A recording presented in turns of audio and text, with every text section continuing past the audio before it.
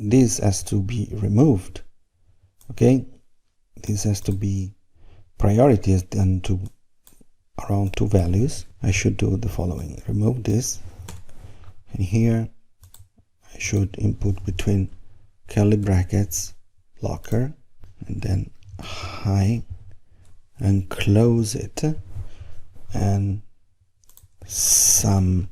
Okay, here we are. Yeah, this stays. Okay, now we need also this condition with the markets, the countries, sorry. So we're going to copy this as well. Okay, so in this formula we're going to copy this.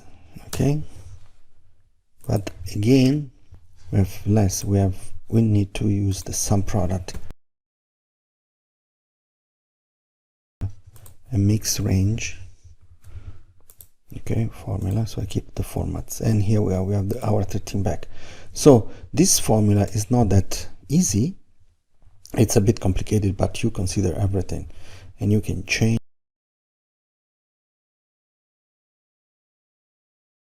markets. So you want to have Italy.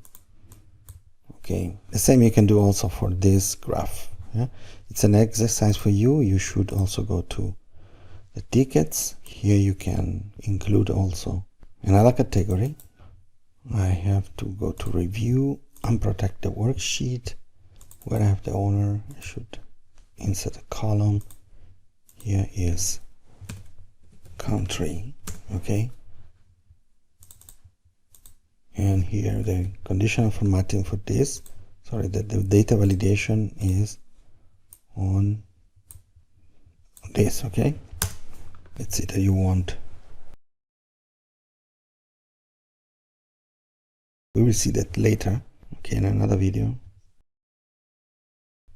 Okay, here we are. Anyhow, you can select this and change this as well. We will see that in a... Now we have formatted our table, and yeah, basically we are ready to create a chart for the tickets.